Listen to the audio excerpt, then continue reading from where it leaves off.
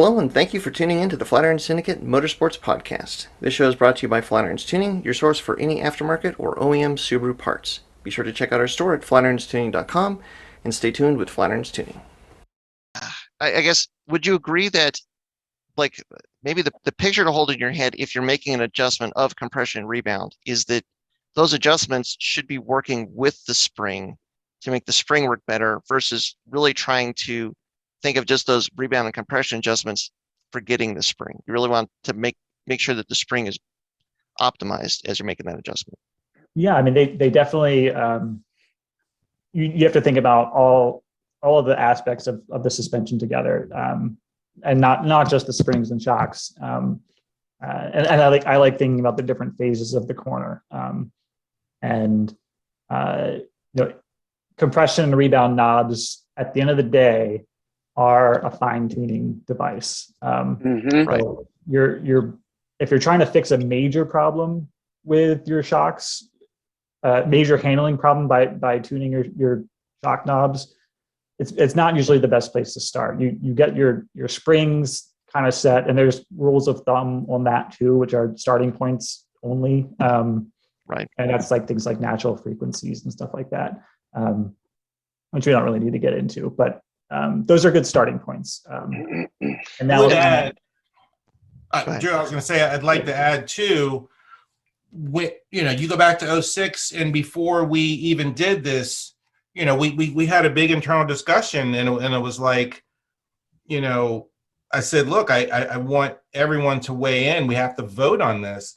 Is bringing a two-way shock to the market too much for people? Is it gonna confuse people? Are people gonna be lost? And I think we all kind of decided no, as long as we support it, right? Right. And then all of a sudden, every night after work, I'm driving 2 hours on back roads, and I'm driving into Baltimore City, I'm driving into Washington, D.C., looking for months, right? And then that's why right now, like on our site, we have 4 different kinds of baseline settings for a two-way shock, right? And that's so that you can buy it, and you know what? You don't have to try to figure it out. You can buy it, and you can say, you know what? I'm gonna start here. This is a good starting point. So on and so forth. And then when people call and they say, well, I did that, but it's still a little bit of this. And I say, well, what kind of tires you're on? And they're like, oh, Pilot Sports. I'm like, oh, then you what's your pressure? And they're like, they're off by 5 or 6 PSI. Yeah. And people don't factor in 3 PSI makes a big difference in how a shock feels, right? Sure.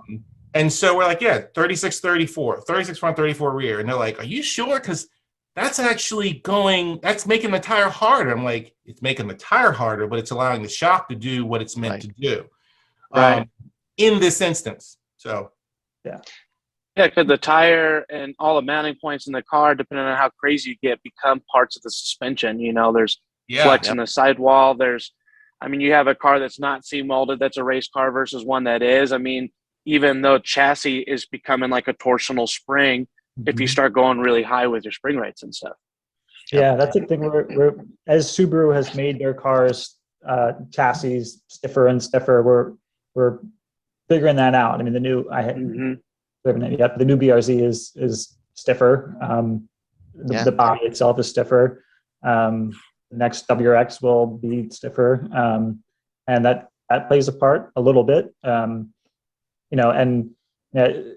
Getting back to compression and rebound, it's getting that baseline starting point is what's important. And we have targets for that, knowing that people might be adjusting up and down for their own personal taste, different conditions, the rest of their suspension, but controlling the spring, that's the main part of your damper is controlling spring and the unsprung weight too, wheel and tire. Well, and the point that comes to mind here with this part of the discussion is this is where the engineering and the testing that goes into even this entry level, like a Tarmac Zero, that baseline, that's the difference. That one of the questions that we get a lot is, well, what is the difference between a $500 coilover and a $1,000 coilover and a $1,500 coilover and a $2,000 coilover? And especially when you're talking about the baseline is, well, what kind of baseline are you, like, look at the baseline for each one of these options. Because like at the very low end, it's probably like the baseline is it fits. Like we put all these parts together and you put it on the car and the bolts line up 95%. 95%, it bolts on. Well, what about like the baseline and the roads? No, it fits. It bolts on, and that's it. That's what you get. And makes my car lower.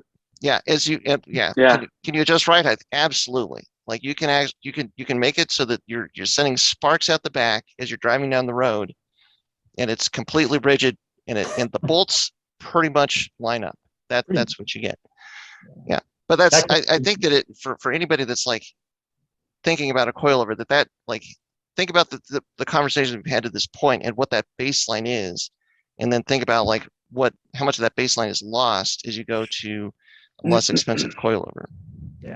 Yeah, that's a question that comes up a lot is what is the best coilover? And it depends. I mean, it depends on what you're doing with it. You can spend a lot of money on coilovers if you want. And you can also spend no money and stay on stock suspension, or you can, in some cases, downgrade to a $500 coilover.